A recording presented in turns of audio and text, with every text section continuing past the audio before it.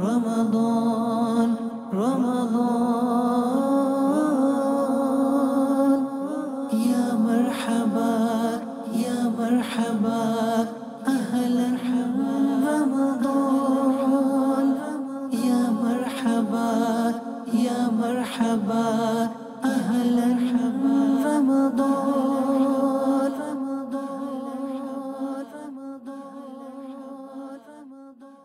الحمدللہ رب العالمین والصلاة والسلام علی سید الانبیاء والمرسلین اما بعد فاعوذ باللہ من الشیطان الرجیم بسم اللہ الرحمن الرحیم الصلاة والسلام علیک یا رسول اللہ وعلی آلک واصحابک یا حبیب اللہ الصلاة والسلام علیک یا نبی اللہ وعلی آلک واصحابک یا نور اللہ۔ فرمان مصطفیٰ صلی اللہ تعالی علیہ وآلہ وسلم، تم اپنی مجلسوں کو مجھ پر درود پڑھ کے آراستہ کرو، کیونکہ تمہارا درود پڑھنا بروز قیامت تمہارے لیے نور ہوگا۔ صلو علی الحبیب صلی اللہ تعالی علی محمد صلی اللہ تعالی علیہ وآلہ وسلم۔ مدنی چینل کے ناظرین، الحمدللہ ماہ رمضان المبارک کی برکتیں ہیں، بہاریں ہیں۔ مسلمان دنیا بھر میں اس ماہ مبارک میں روزوں کے ذریعے، نماز کے ذریعے، تراویح کے ذریعے اور دیگر نفلی عبادات کے ذریعے اپنے رب عز و جل کی رضا پانے کی کوشش کرتے ہیں۔ آپ بھی ماشاءاللہ روزے رکھ رہے ہوں گے۔ اللہ پاک ہم سب کو توفیق خیر عطا فرمائے اور اس ماہ مبارک کی قدر کرنے کی توفیق عطا فرمائے۔ اس سلسلے میں ہمارے ساتھ ڈاکٹر صاحب کرم فرما ہوتے ہیں اور الحمدللہ ہم کسی نہ کسی مرض کے حوالے سے اویئرنیس حاصل کرتے ہیں تاکہ ہم اپنے آپ کو بیماریوں سے محفوظ رکھ سکیں۔ ظاہر ہے کہ اگر صحت مند جسم ہوگا تو ہم اچھے انداز پر عبادت کرنے میں کامیاب ہو سکیں گے۔ اور آج کا ٹاپک بڑا ہی واسٹ ٹاپک ہے، اور میں کہوں تو شاید غلط نہ ہوگا کہ ہر دوسرے شخص کو اس موضوع سے متعلق مسائل کا سامنا کرنا پڑتا ہے۔ جی ہاں، آج ہم بات کریں گے معدے کے امراض سے متعلق۔ پیٹ کے امراض بھی کہہ سکتے ہیں، مختلف اس کے نام ہیں، لیکن کہا جاتا ہے، مختلف اس کے بارے میں آراء ہیں کہ انسان کے جسم میں پیدا ہونے والی بیماریوں کا جو اکثر حصہ ہے اور اکثر اس کے جو ریزنز ہیں ان کا تعلق ہمارے معدے کے ساتھ ہے کہ غذا جب اچھے انداز پر ہضم نہیں ہوگی اور اس کا استعمال درست طور پر نہیں ہوگا تو چونکہ اسی غذا نے آگے جا کر جو ہے وہ خون کو پروڈیوس کرنا ہوتا ہے، دیگر ہارمونز کو پروڈیوس کرنا ہوتا ہے، دیگر مفید جو چیزیں ہوتے ہیں ان کو پروڈیوس کرنا ہوتا ہے۔ اگر یہ درست طور پر کام نہ کرے، بظاہر چھوٹا سا حصہ، لیکن اس کا ایفیکٹ جو ہے وہ پورے جسم پر ہوتا ہے۔ تو ضرور دیکھیے، انشاءاللہ عز و جل بہت کچھ سیکھنے کا موقع ملے گا۔ اور یہاں پر یہ ضرور عرض کرتا چلوں کہ امیر اہل سنت دامت برکاتہم العالیہ نے کھانے پینے کے حوالے سے، معدے کے حوالے سے، ہضم کے حوالے سے، ہاضمے کے حوالے سے اور اس سے متعلقہ بیماریوں کے حوالے سے ایک بڑی ہی زبردست کتاب جس کا نام ہے پیٹ کا قفل مدینہ تحریر فرمائی ہے، اور جنہوں نے اس کو پڑھا ہے وہ جانتے ہیں کہ کتنی ڈیٹیل میں اور کتنے پیارے انداز پر قرآن و حدیث اور اقوال بزرگان دین کی روشنی میں ہماری رہنمائی کی گئی۔ اور جنہوں نے نہیں پڑھا، میں ان کو ضرور عرض کروں گا کہ کم از کم ایک مرتبہ اس کتاب کو ضرور حاصل کریں، پڑھیں، انشاءاللہ عز و جل آپ کے معلومات میں بے پناہ اضافے کا باعث ہوگا۔ کیسے ہیں ڈاکٹر صاحب؟ ٹھیک ہیں آپ؟ الحمدللہ۔ ڈاکٹر صاحب، سب سے پہلے تو میں چاہوں گا کہ انسانی جسم میں معدے کی اہمیت اور خاص طور پر اس کا جو ریلیشن ہے بیماریوں کی وجوہات سے متعلق وہ کیا ہے، اس کو اگر آپ بیان فرما دیں، پھر انشاءاللہ عز و جل مزید جو کچھ امراض ہیں اسپیسیفک ان کے بارے میں ہم بات کریں گے۔ انسان کا جو نظام ہضم ہوتا ہے وہ منہ سے شروع ہو جاتا ہے۔ اچھا۔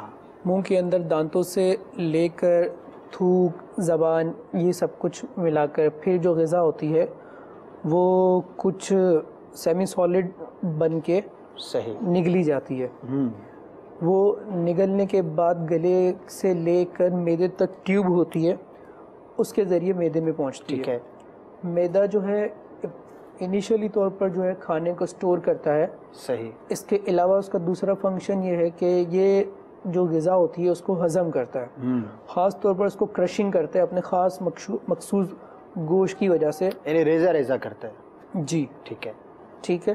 اور اس کے علاوہ یہ ہے کہ اس کے اندر سے کچھ اجزاء نکلتے ہیں جو کہ آئی ہوئی غذا کو ہضم کرتے ہیں، صحیح، جس میں سے ایک جز تیزاب ہے اور ایک جز جو ہے کچھ انزائمز کا مجموعہ ہے. ٹھیک ہے، ٹھیک ہے، اور یہ پھر جو ہے غذا کے اندر موجود جو ان کے اجزاء ہوتے ہیں ان کو بدیگر ہضم کرنا شروع صحیح کر دیتے ہیں. یہ ایک فنکشن ہو گیا اس کا. جی، یہ ایک نہیں 2-3 فنکشن ہو گئے. ٹھیک ہے، ٹھیک ہے، ایک تو انہوں نے اپنی موومنٹ کے ذریعے غذا کو مزید توڑا، اس کو مزید جو ہے لیکویڈیفائی کیا. ٹھیک ہے، دوسرا اس کے اندر تیزاب شامل کیا. ٹھیک ہے، اس کو مزید ہضم کرنے کے لیے. اور تیسرا جو ہے اس کے اندر پیپسن نام کا ایک ہارمون ہوتا ہے، یہ بھی شامل کیا. ٹھیک ہے، تو اس سے جو ہے یہ جو غذا آئی تھی وہ اس کے ہضم کا نظام جو ہے وہ یہ سٹارٹ ہو گیا اور اس میں کئی فنکشن سٹارٹ تو یہ منہ سے ہی ہو گیا. ٹھیک ہے، ٹھیک ہے، ٹھیک ہے، جو نوالا لیا اس کو چبایا، یہ بھی ہضم کا ہی ایک حصہ ہے. صحیح صحیح، ٹھیک ہے، تھوک نے اس کے اوپر ایکشن. ٹھیک ہے، یہ آپ نے اس کو بریف کر دیا. اب آتے ہیں کہ معدے سے متعلق بیماریاں کس کس طرح کی ہو سکتی ہیں اور ہمیں کتنا اس کے بارے میں فکر مند رہنا چاہیے. معدے سے متعلق جو بیماریاں ہیں وہ ایک تعداد ہے.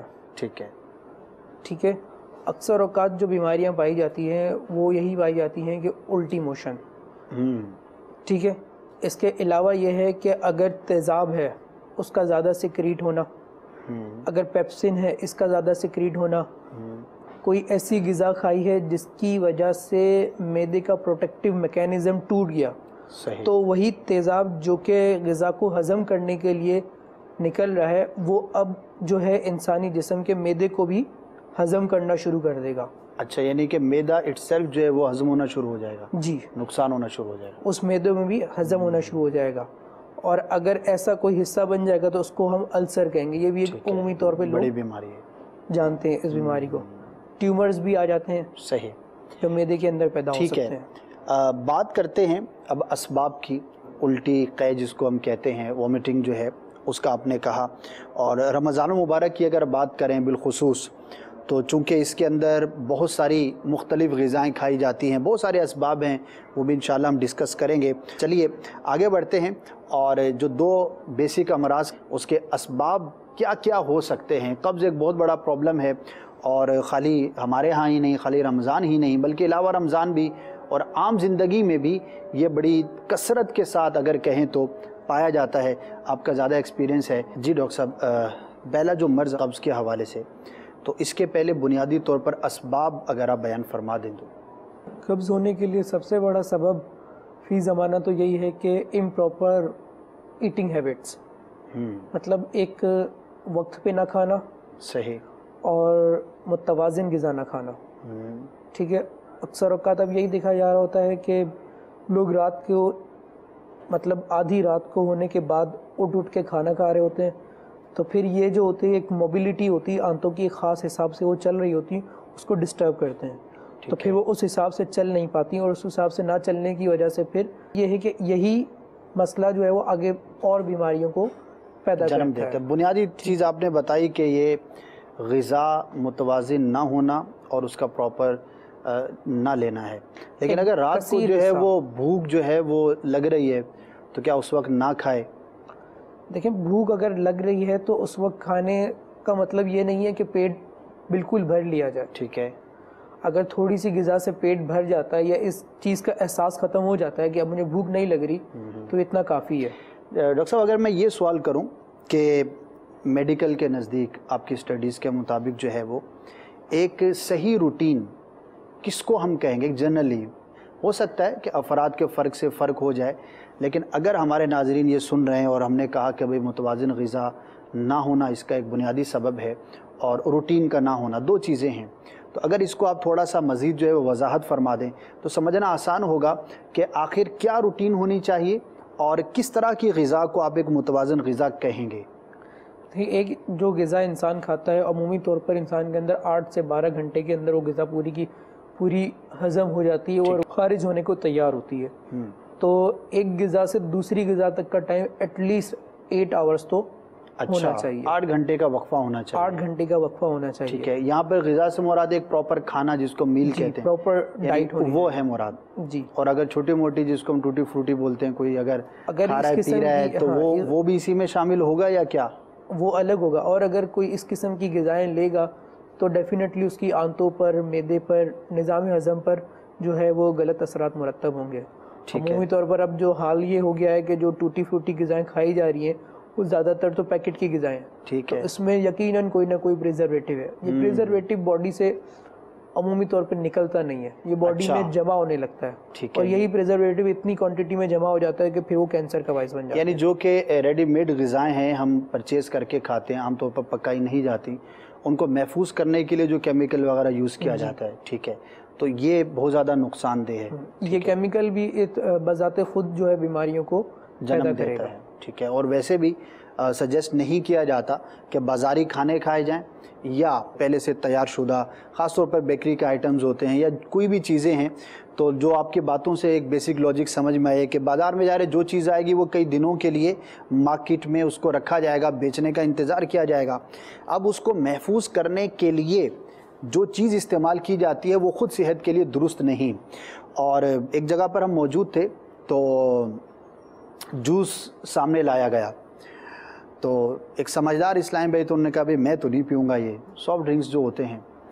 تو انہوں نے کہا کہ بھائی یہ 100% پیور جوس ہے نا، کمپنی کا نام بھی پڑھا انہوں نے اور اس کے اوپر جو ہے نا پوری لسٹ پڑھی کہ دیکھیں اس میں یہ چیزیں شامل ہیں، اور مہنگا بھی تھا عام روٹین کے جوسز کے مقابلے میں. تو سوال کرنے والے نے سوال کیا کہ اس کے اندر کوئی ایسا کیمیکل ہے جو اس کو محفوظ رکھنے کے لیے استعمال کیا جاتا ہے یا نہیں؟ مطلب بالکل ہے، کیونکہ جوس اگر فریش ہوگا تو وہ زیادہ دیر نہیں باقی رہ سکتا. مطلب یہ بھی تو نقصان دہ ہے.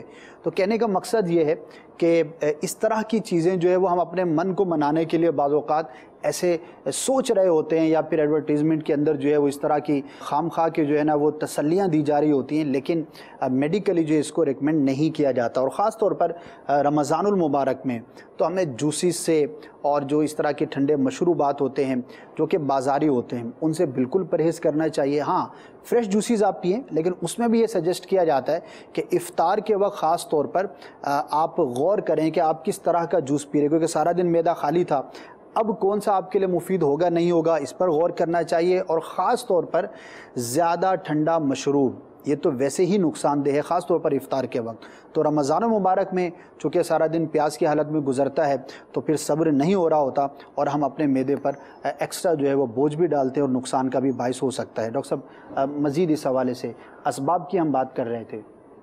جیسا کہ سلسلے کے شروع میں آپ نے کہا تھا کہ جو ہے پیٹ کی بیماریاں ہوتی ہیں وہی جو ہے آگے جا کے بہت ساری بیماریوں کو جنم دیتی ہیں. تو میڈیکل سائنس بھی اس چیز کی قائل ہے. ٹھیک ہے. جو چیز انسان کھاتا ہے وہی اس کے جسم کو بناتا ہے. صحیح. ٹھیک ہے. جس کوالٹی کا پانی وہ پیے گا اسی کوالٹی کے سیلز اس کی باڈی کے اندر پیدا ہوں گے.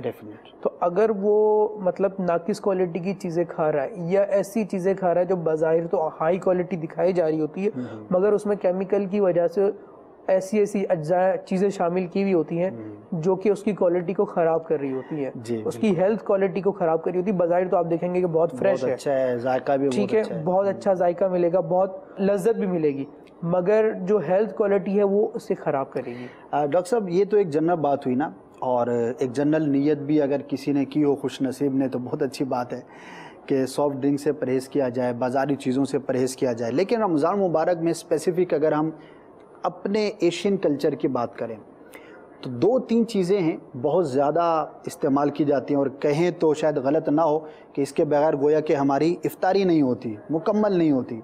سموسے ہو گئے، پکوڑے ہو گئے، کباب ہو گئے، اس طرح کی جو چیزیں کھائی جاتی ہیں تو قبض کے حوالے سے ان کا کتنا ایفیکٹ ہو سکتا ہے معدے پر؟ دیکھیں وہی والی بات آ گئی کہ امپراپر ایٹنگ. جی ٹھیک ہے. پورا دن جو ہے وہ بھوک پیاس میں رہے، ٹھیک ہے، جب افطاری کا وقت آیا تو کچھ غذا لینی تھی، ٹھیک ہے، مگر اس جگہ پہ جو ہے لوگ یہاں تک غذا لیتے ہیں. بالکل. اور انگلی تھوڑی سی اوپر بھی کر لیں تو شاید بعض لوگ وہاں بھی پہنچتے ہوں گے. ٹھیک ہے. اب جب یہ اس قدر غذا لیں گے، اور اکثر جو ہمارا کلچر ہے غذا جو انہوں نے لی ہوتی ہے وہ ناقص ہی ہوتی ہے. صحیح. ٹھیک ہے. اراؤنڈ مور دین 90% تو ناقص ہوتی ہے.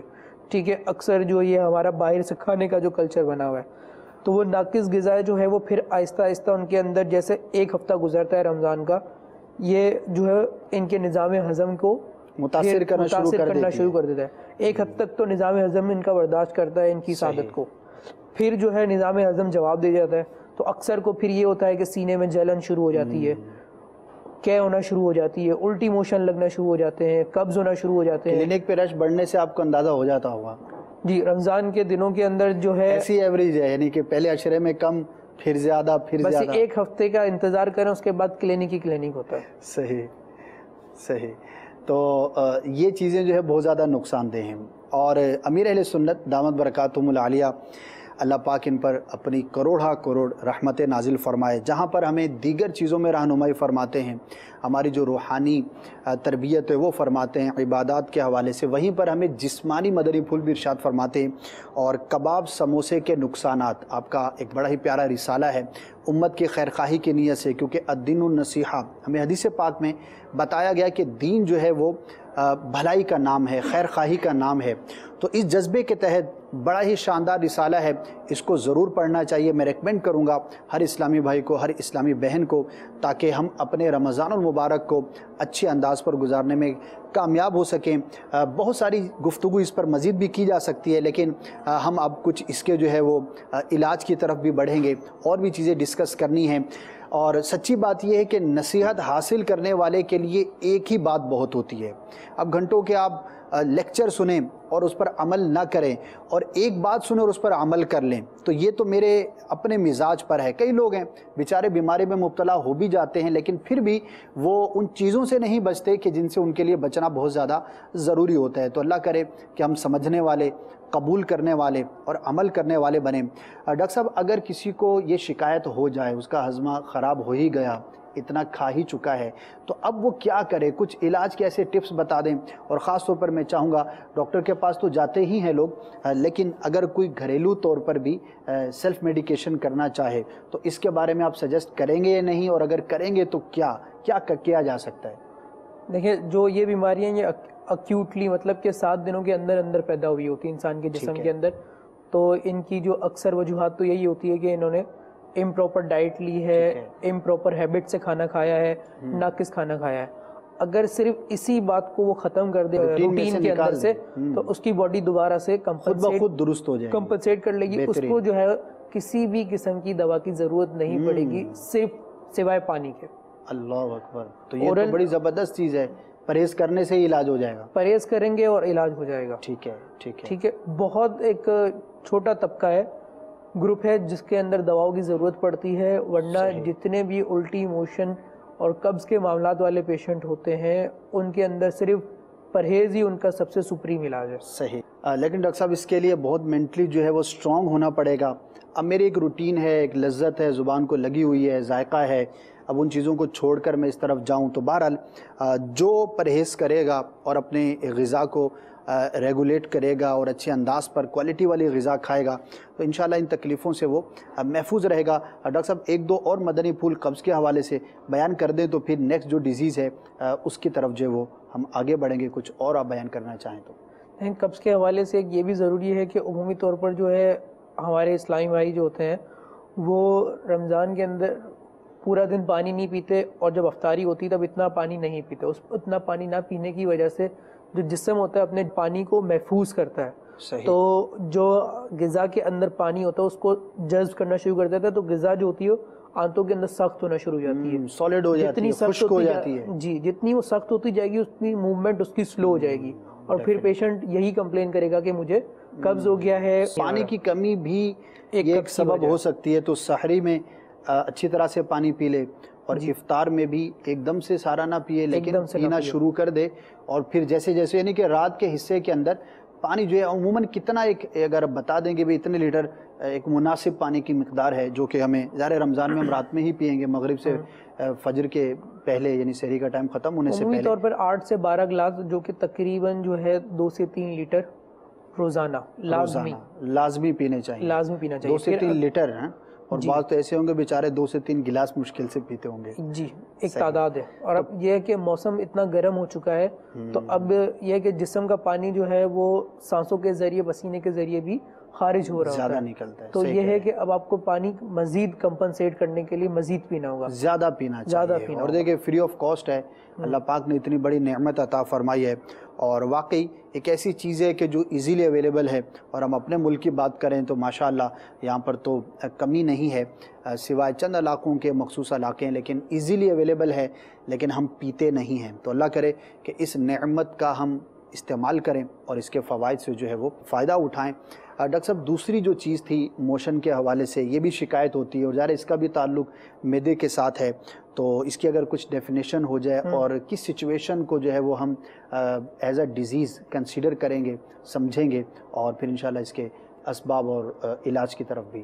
لوگوں کو ایسا ہوتا ہے کہ ایک بار جاتے ہیں تو ان میں تھوڑا بہت واٹری ڈائریا ہوتا ہے, اس کے بعد ان کو نہیں ہوتا. ان لوگوں کو نہ کوئی دوا کی ضرورت ہوتی ہے, بس یہ پانی اور نمکول کا پانی وغیرہ پی لیں تو ان سے ان کی بیماری رفع ہو جائے گی. ٹھیک ہے. اس کے بنانے کا کوئی خاص طریقہ؟ ان کے بنانے کا بھی خاص طریقہ ہے. ان کے بنانے کا طریقہ یہ ہے کہ 1 چمچ ٹیبل اسپون ٹھیک ہے نمک, 7 چمچ چینی, 1 چمچ بیکنگ سوڈا اور 1 چمچ لیمن جوس یا سٹرس فروٹ, یہ ملا لیں. تو اس سے انشاءاللہ جو ہے جو بازار میں نمکول ملتا ہے اس کے ہی مترادف جو ہے یہ نمکول گھر پہ ہی بیٹھ کے بنا لیں گے.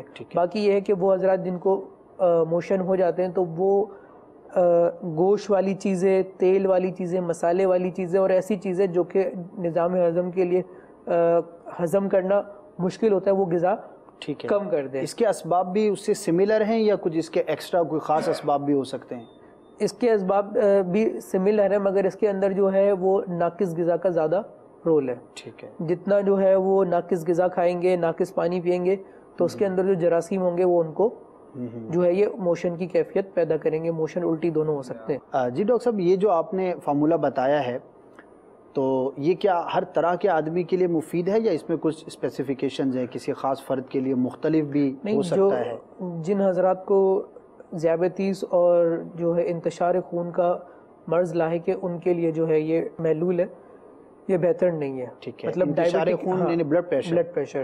ٹھیک ہے. یہ 2 مرض ہیں, ان کے لیے جو ہے بہتر نہیں ہے. اور وہ حضرات جن کو جو ہے دل کا مرض لاحق ہے, ٹھیک ہے, اگر وہ کیا کریں گے اس کو اگر کرنا ہو تو کس چیز میں کمی کریں گے, کس چیز اس میں کے اندر یہ ہے کہ یہ جتنا بھی تھا اس کی ڈائلیوشن جو ہے نارمل ہوتی ہے 1 لیٹر کے اندر. ٹھیک ہے. ایسے حضرات جن کو شوگر اور بلڈ پریشر کی شکایت ہے, دل کا عرضہ ہے, تو وہ حضرات جو ہے 2 لیٹرز کے اندر یہ ڈائلیوشن کریں گے. اچھا. چھوٹے بچوں کے اندر بھی جو ہے یہ ڈائلیوشن ان کی ڈبل ہو جائے گی. صحیح. ان کو بھی اتنی ہائی کنسنٹریٹ کے اندر اسمولز نہیں دیے جا سکتے. ٹھیک ہے. اچھا ڈاکٹر صاحب یہ بتائیے کہ رمضان مبارک کا مہینہ ہے, تو اس میں اگر کسی کو موشن وغیرہ لگ جاتے ہیں اور وہ آزمائش میں آ جاتا ہے تو اس کو دوا وغیرہ کے حوالے سے آپ کیا سجیسٹ کریں گے؟ کیونکہ دن میں تو ظاہر ہے کہ اس نے دوا لینی نہیں ہے, تو رات اور صبح میں کس طرح سے وہ اپنی ترکیب بنائے گا, اور کوئی اس کی خاص احتیاطیں ہوں علاج کے حوالے سے؟ دیکھیں اس کے اندر ہم 2 گروپ بنا لیتے ہیں. ایک گروپ ان انسان کا بنا لیتے ہیں جن کو بالکل کم جو ہے وہ کم سٹولز ہوئے ہیں, ٹھیک ہے, اور اس طرح کمزوری لاحق نہیں ہوئی ہے. ٹھیک ہے. ایک گروپ ان کا بنا لیتے ہیں جن کو بہت زیادہ سٹولز ہوئے ہیں اور ان کو جو ہے غشی تک جیسی کیفیت آ گئی ہے, کافی ہو گئی. ٹھیک ہے. تو جو حضرات جن کو کم سٹولز ہوئے ہیں, جن کو کم ڈائریا ہوا ہے, اس کو جو ہے یہ ہے کہ ان حضرات کو نمکول کا پانی استعمال کروائیے. ٹھیک ہے. دہی, کیلا, کھچڑی, دلیا اس ٹائپ کی غذا استعمال کریں گے, اور تیل مسالے والی غذاؤں سے پرہیز کریں گے مزید 3 سے 1 ہفتے کے لیے. روزے چھوڑنے کی اس میں کوئی ضرورت نہیں ہے. انشاءاللہ وہ نمکول کا پانی پئیں گے, اپنی غذا کو بہتر کریں گے, تو ان کے روزے میں کوئی مسائل نہیں ہوں گے. یہ بڑی اہم بات آپ نے کہی, اور مدنی چینل کے ناظرین ہمیں اس معاملے میں بہت زیادہ احتیاط کی ضرورت ہے. چھوٹا سا مرض ہوتا ہے, تھوڑی سی ویکنیس ہوتی ہے, تو فوراً نفس یہ کہتا ہے کہ روزہ ترک کر دیں. دیکھیں روزہ ترک کرنے کی جو اجازت ہے وہ بہت اسپیسیفک ہے, اور وہ کسی چھوٹے سے اور عام سے مرض کی وجہ سے نہیں ہے, اس کی کنڈیشنز الگ ہیں. اور اگر اس طرف آپ کا ذہن بنتا ہے تو پہلے کسی عالم دین سے ڈائریکٹ آپ رابطہ فرمائیں اور ان سے آپ مشورہ کر کے پھر اس کے بارے میں ڈیسیجن کریں. خود ڈیسیجن نہ لے لیں. اس کے اصول ہیں, اس کے کچھ قاعدے ہیں, قوانین ہیں, اور بعض اوقات جو ہے نا لوگ بڑا ایک عجیب و غریب بیہیویئر ہوتا ہے کہ وہ خود نہیں چھوڑنا چاہ رہا ہوتا, خود وہ رکھ رہا ہوتا ہے روزے, لیکن کوئی دوسرا اس کو خواہ مشورے یار روزے چھوڑ دو, اب اس کی ہمت بھی ٹوٹنے لگتی ہے. تو اس کے بجائے ہمیں ہمت بڑھانی چاہیے.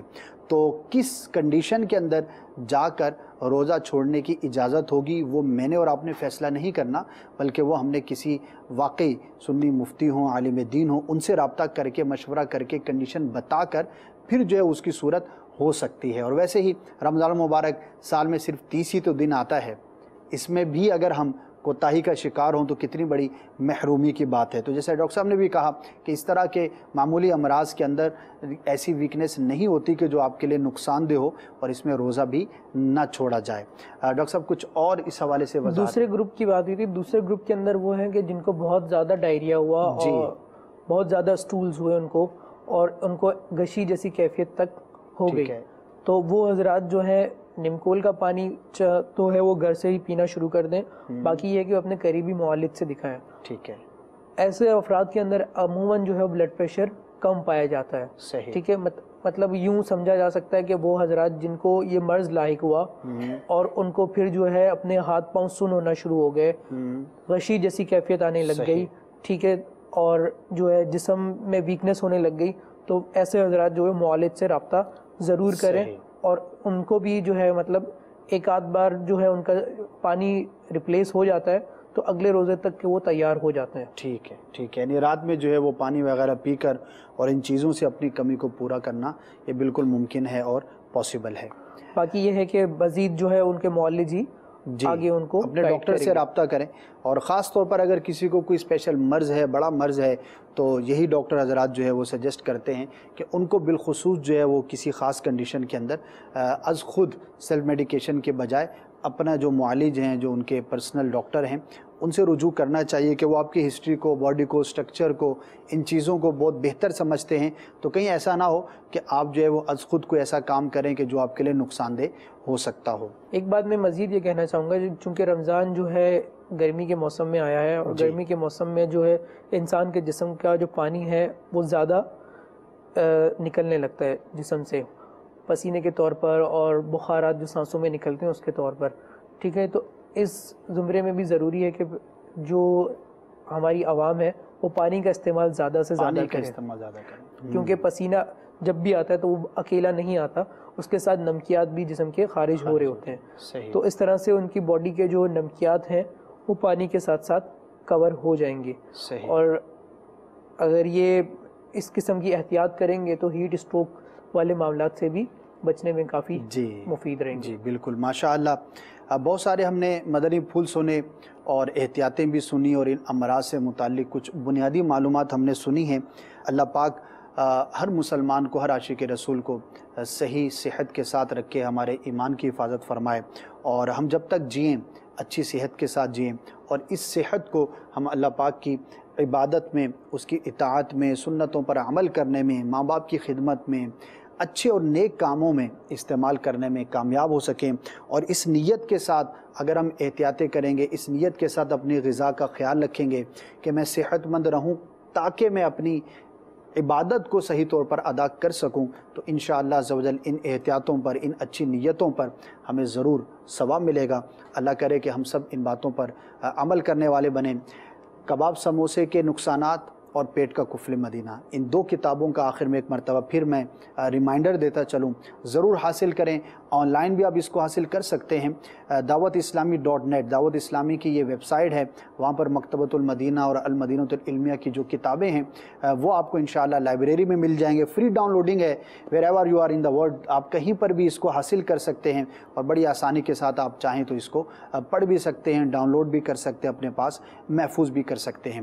اللہ تعالی ہم سب کو دین و دنیا کی برکتیں اور بھلائیاں نصیب فرمائے. انشاءاللہ عز و جل نیکسٹ ایپیسوڈ میں کچھ مزید امراض کے حوالے سے اویئرنیس دینے کی کوشش کی جائے گی. مدنی چینل دیکھتے رہیے, اس کی برکتیں حاصل کرتے رہیے. دن اور رات میں 2 مرتبہ مدنی مذاکرے کی آج کل بہاریں ہیں, اس سے بھی ضرور برکتیں حاصل کریں.